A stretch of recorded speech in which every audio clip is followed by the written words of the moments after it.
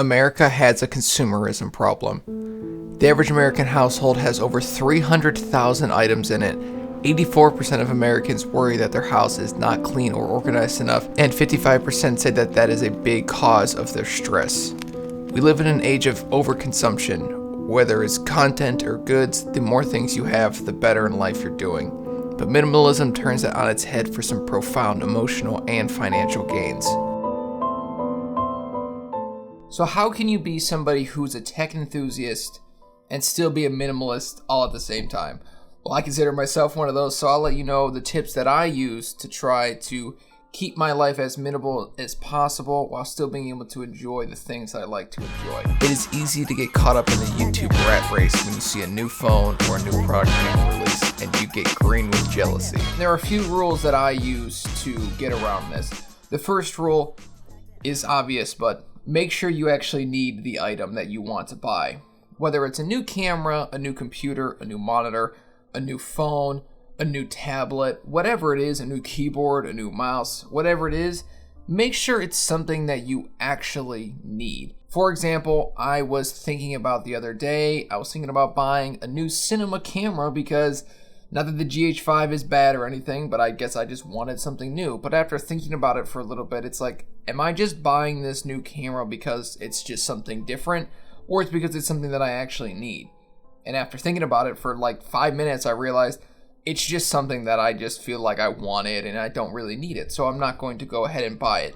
So these things and these problems and these questions will come up a lot in your lifetime. I know that for me specifically, about a year and a half to 2 years ago is when I really started to get into this whole financial minimalism, minimalism, and just really taking control of my life again. I realized that over the last several years, I had just bought whatever I wanted. Whenever I wanted something, I bought it without even thinking.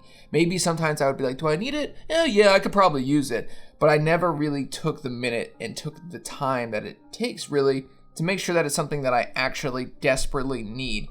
So my new rule is to make sure I think about what I'm purchasing, whether it's a new camera, a new lens, a new anything, make sure it's something that I actually need. At Christmas this year, after I brought my gifts back home from my family and from my fiance's family, we went through everything we received and we returned the stuff we didn't need, and we looked at the other things that we had, and we went through our house and got rid of the things that could be replaced by the new things that we had purchased. My mom had purchased me new sweatpants, and I had to go through my sweatpants and throw one of my old ones out. I had one that had a hole in it, so it didn't hurt too bad, but I had to do this with a sweatshirt and all kinds of other things. And I thought that that was a really valuable experience because that was one of the first times where I had brought something into the house that I didn't buy. Then I had to make a decision on if I was going to keep it or throw it away. And I thought that was a good learning experience. So I always make sure that it's something that I desperately need. The second thing is when I bring one thing into the house, I always get rid of two. In 1973, the average house was just 1,525 square feet, and in 2018, it is over 2,400 square feet, yet people are still storing objects in storage lockers. The self-storage industry is a $38 billion industry. In America alone, there is over 2.3 billion square feet that you can rent to store your stuff in. At the end of the day, people just have too many things. If you have to put stuff in a storage unit, you have too much stuff.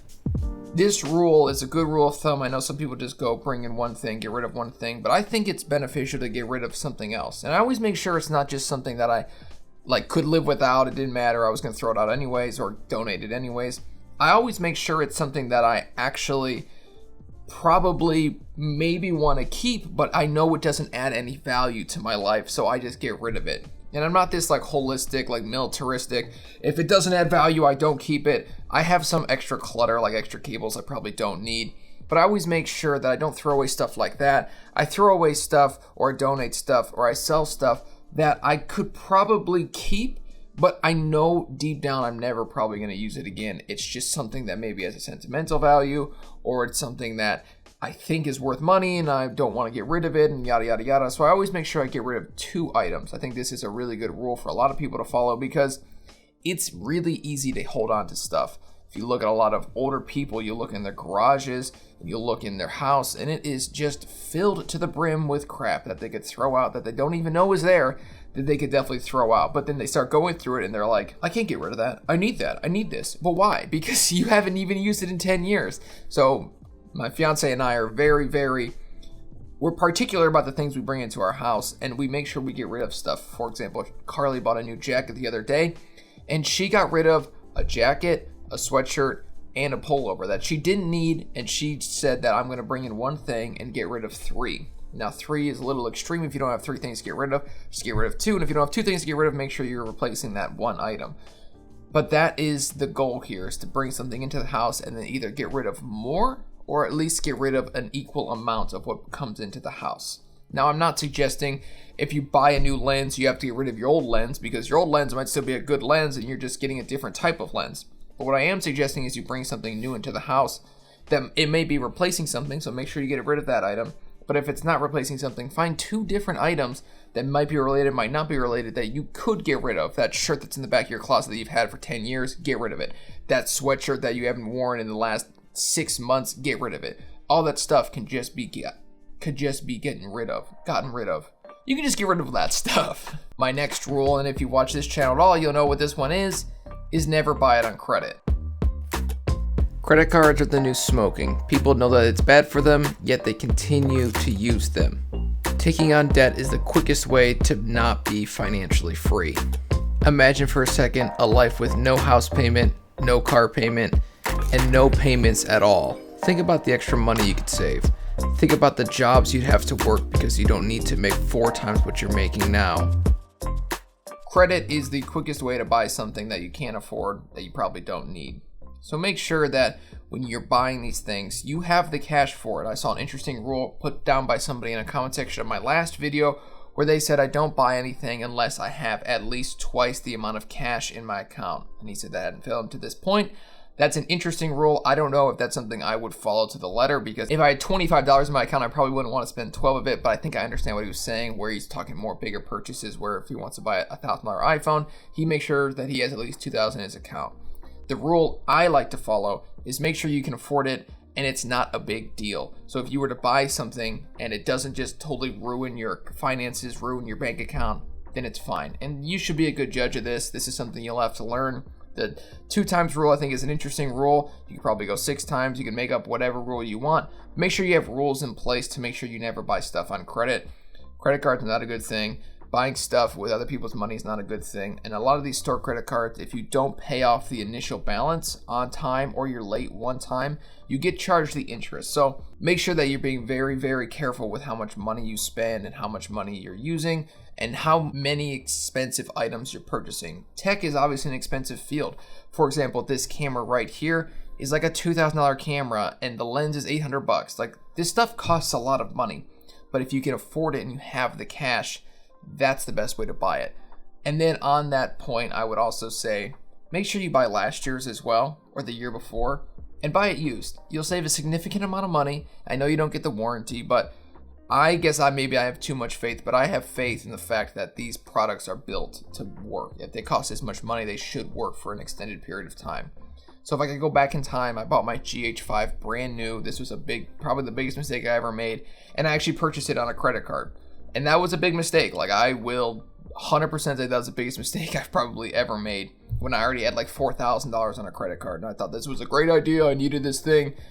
And I was like, oh my God, immediately after I'd done it, I knew I'd made a mistake. But sometimes you have to make the mistake in order to learn that there's a solution that you could have done before that. My goal with this channel is to make sure that people don't make mistakes and that they just always do it right, because learning from your mistakes sucks. So what I would have done is I probably would have bought a used GH5 with cash. I would have saved up properly and just waited an extra 2 months probably until I could have afforded a GH5 with this lens with cash, bought it used, say $500-600, and I wouldn't have had to worry about the credit card payment. So these things that I've done, I've made mistakes in the past and I'll continue to make mistakes, but I hope that I've learned enough where my mistakes become significantly less and less important. Like, buying something on a credit card is a pretty big deal to me, and I never ever use credit cards again. They're all cut up. I don't have any credit cards anymore. There's no point, because it's just, if you can't buy it, you can't buy it, and that's just life. You should have been better with your money in the first place. A lot of people come up with excuses like, oh, well, I need to go out. I want to enjoy my life. I'm allowed to spend my money. I'm allowed to do this because I work hard, and